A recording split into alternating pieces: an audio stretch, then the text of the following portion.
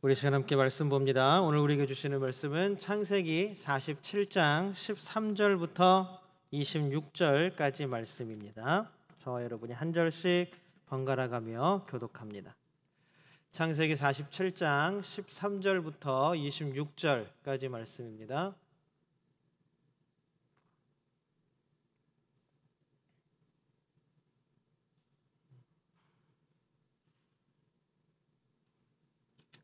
저와 여러분이 한 절씩 번갈아 가며 교독하겠습니다. 제가 먼저 13절을 읽겠습니다. 기근이 더욱 심하여 사방에 먹을 것이 없고 애굽 땅과 가나안 땅이 기근으로 황폐하니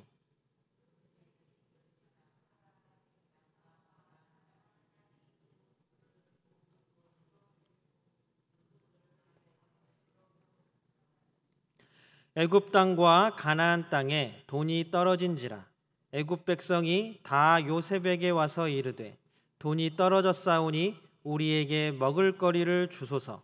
어찌 주 앞에서 죽으리이까?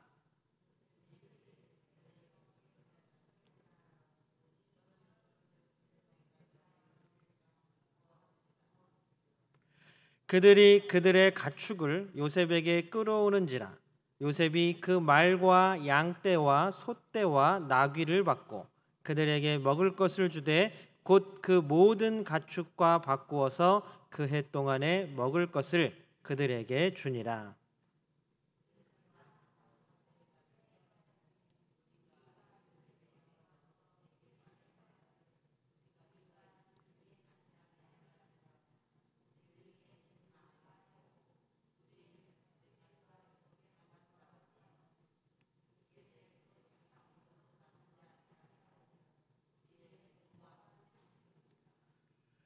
우리가 어찌 우리의 토지와 함께 주의 목전에 죽으리이까?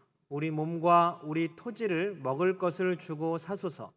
우리가 토지와 함께 바로의 종이 되리니 우리에게 종자를 주시면 우리가 살고 죽지 아니하며 토지도 황폐하게 되지 아니하리이다.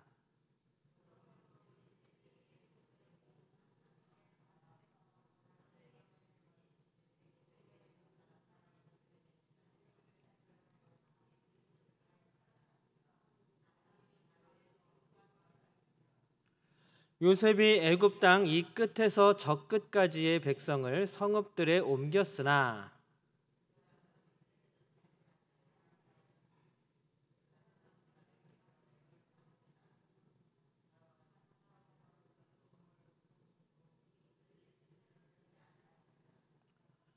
요셉이 백성에게 이르되 오늘 내가 바로를 위하여 너희 몸과 너희 토지를 샀노라.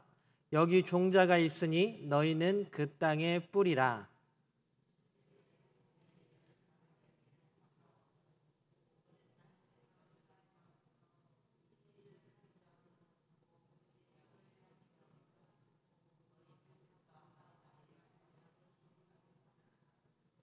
그들이 이르되 주께서 우리를 살리셨사오니 우리가 주께 은혜를 입고 바로의 종이 되겠나이다.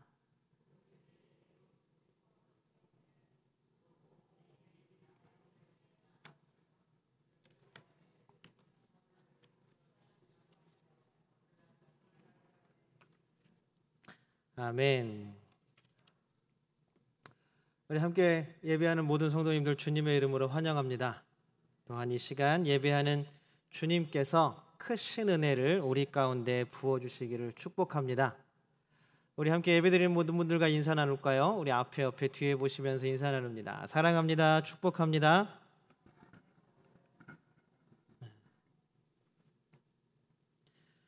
사실 오늘 본문을 가지고 되게 거창한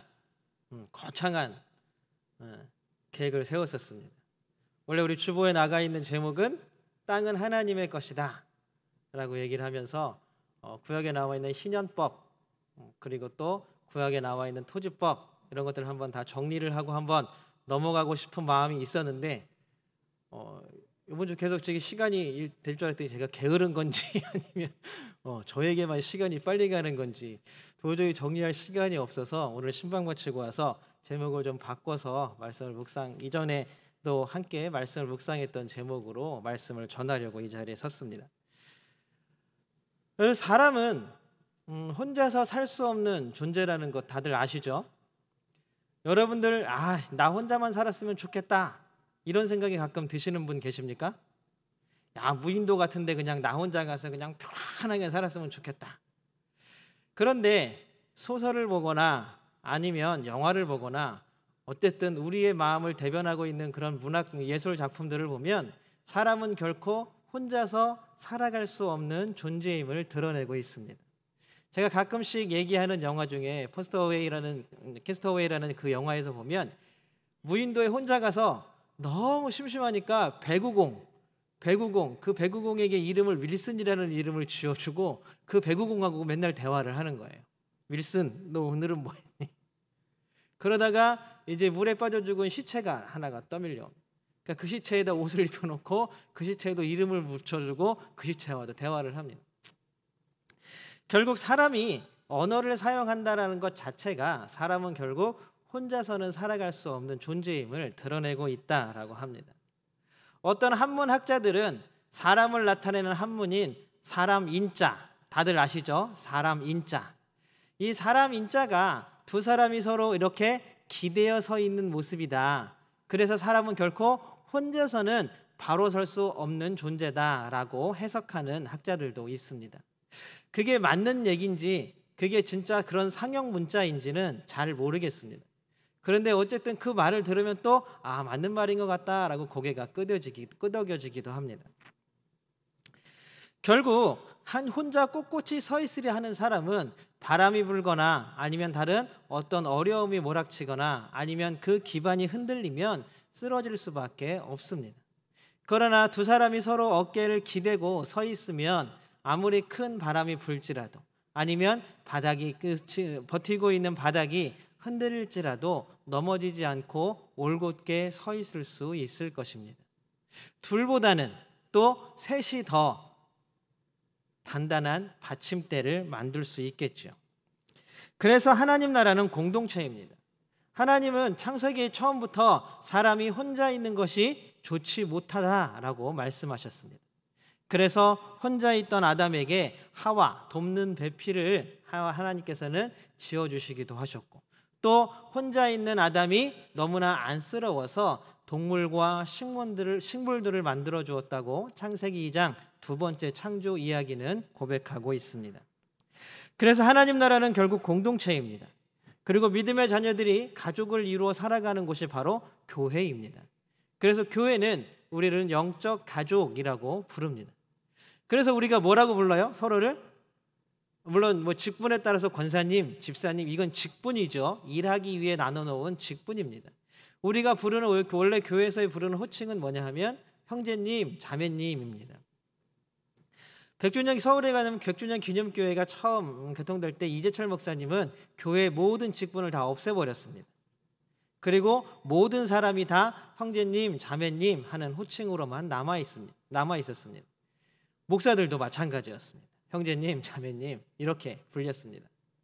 그리고 나서 이재철 목사님이 이제 은퇴가 가까워지시면서 교회가 점점 원래 처음부터 큰 교회였죠. 더 커지면서 이제 은퇴를 준비하기 위해서 조직교회가 되어야겠다는 생각에서 이제 65세가 넘으신 분들을 장로로 그냥 다 이름을 다 붙여줬어요. 다 65세가 넘으신 분들한테는 장로의 직분을 다 주신 거죠. 그리고 65세가 넘은 여자분들에게는 다 권사의 직분을 다 주셨습니다. 그렇게 직분을 나누기도 했다는 이야기입니다. 제가 말씀드리는 것은 직분에 대한 이야기를 하는 것이 아니라 우리가 서로를 형제와 자매로 부르는 것, 그래서 우리는 하나님 앞에서 다 가족이다라는 것들을 이야기하고 싶은 것입니다. 그래서 교회는 서로가 서로에게 의지할 어깨를 대어주는 곳입니다. 서로가 서로에게 사랑을 나누고 서로가 힘들 때에는 안아주고 도울 수 있는 곳, 그곳이 바로 교회가 되어야 하고 교회의 사명이기도 합니다. 얼마 전에 미국에서 아카데미 시상식이 있었습니다. 여러분들 아카데미 시상식 잘 안 보시죠? 저도 잘 안 봐요. 근데 이번에 되게 독특한 사건이 나타났다 해서 제가 영상을 한번 찾아봤습니다. 재미있는 영상이었어요. 아카데미 시상식은 이 세계에서 가장 큰 영화 시상식 중에 하나예요. 제일 유명하기도 하고 미국의 헐리우드에서 주는 상입니다. 그래서 세계의 모든 영화가들이 거기에 상을 받으려고 다 아둥바둥합니다. 그런데 미국에서 하다 보니까 주로 백인 그리고 미국 영화가 주로 상을 받습니다. 그리고 돈을 엄청 많이 들인 영화. 근데 특이하게 몇 년 전부터 한국 영화하고 한국 드라마들이 그 아카데미 시상식에서 상을 받기 시작을 했어요. 작년에는 영화 미나리라는 영화로 윤여정이라는 배우 다 아시죠? 윤여정이라는 배우가 여우조연상을 탔습니다. 그러니까 작년에 여우조연상을 탄 이 윤여정인 배우가 올해 아카데미 시상식에서 나무조연상을 이제는 상을 받는 게 아니라 상을 주는 시상을 하는 자리에 섰어요. 그래서 약간 좀 특이했던 게 사람들이 되게 특이하고 놀랐던 게 뭐냐 하면 나무조연상을 딱 만약 우리가 상을 주면 나무조연상 뭐 박용준 이렇게 부르잖아요. 그럼 막 일어나고 막 박수치고 환호하고 막 꽃가루 뿌려주고 트로피 주고 그러잖아요. 그런데 갑자기 윤여정이 나무조연상 그러더니 갑자기 여러분들 장애인들이 사용하는 수어 아시죠? 수어. 요새는 TV에서도 수어를 많이 하죠. 수어를 하는 거예요. 근데 그게 뭔가 하게 봤더니 그날 나무조연상을 받는 배우가 누구였냐 하면 트로이 코처라는 남자 배우였습니다. 그런데 이 배우는 청각장애인이에요. 그래서 수어를 사용하는 배우였습니다. 윤여정이 그 사실을 미리 알고 수어를 배운 거예요. 그 사람의 이름과 간단한 인사말을 수어로 배워서 나무조연상은 그러면서 수어로 그 사람의 이름을 부른 거예요. 왜냐하면 자기가 상 받는데 그 사람이 모르면 안 되잖아요. 자, 이게 윤여정 별건 아니지만 자기가 조금 한 10분, 20분, 30분만 수고하면 배울 수 있는 수어지만 그것을 신경 써서 그 사람을 배려하는 마음이 있었다는 게 저는 너무너무 감동이었어요. 그런데 더 놀라운 일이 그 다음에 벌어졌습니다. 이제 트로이 코처라는 사람이 막 나와서 상을 받았지 않겠어요? 윤여정 배우한테 트로피를 딱 받고 막 이렇게 막 흔들고 있었습니다. 그런데 갑자기 윤여정 배우가 옆에 있다가 그 트로피를 이렇게 뺐듯이 탁 자기가 가져가는 거예요.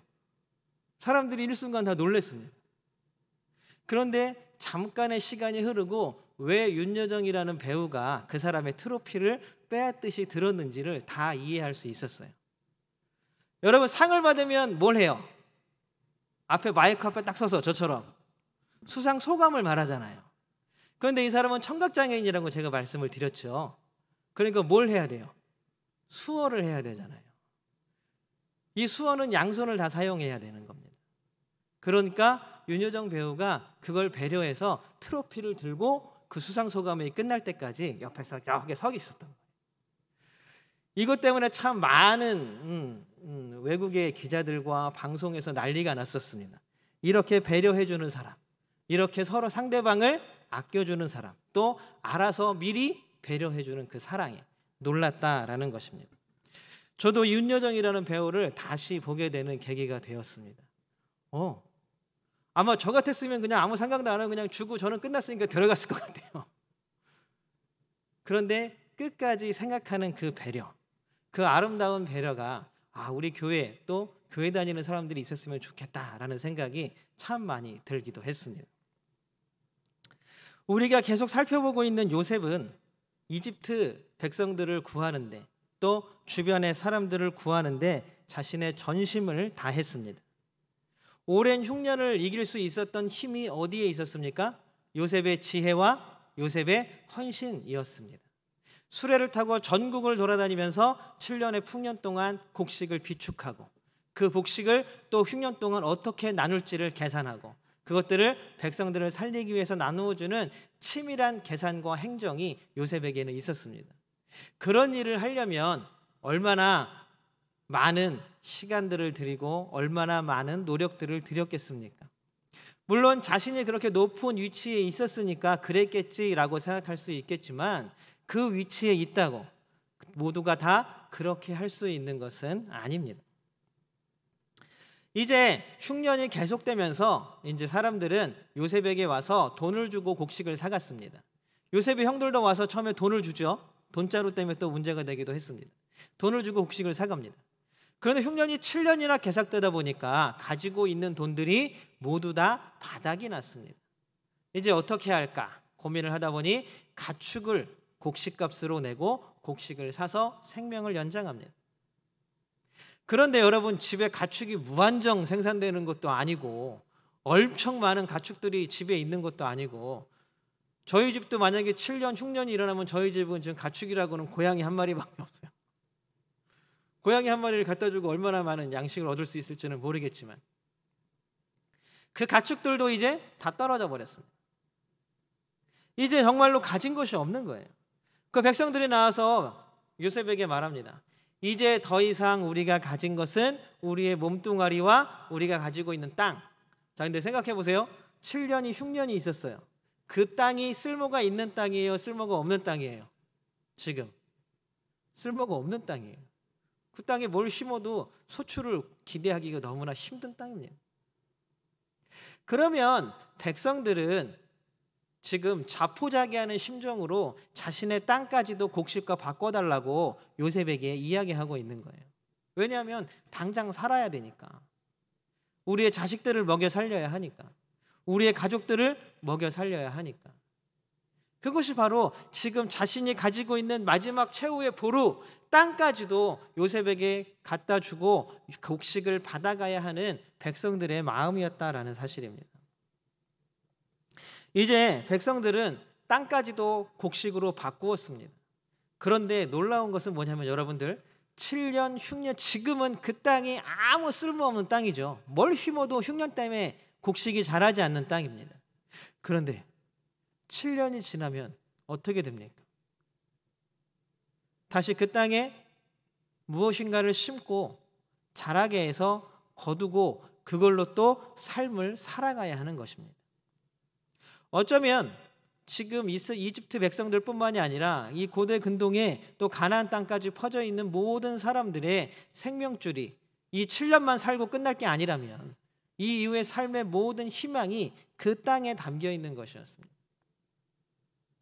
그런데 그 땅까지도 내놓고 이제 이 백성들은 더 이상 미래가 없는 삶이 된 것이, 당장 내가 먹을 곡식은 땅을 내놓고 땅을 팔아서 얻었지만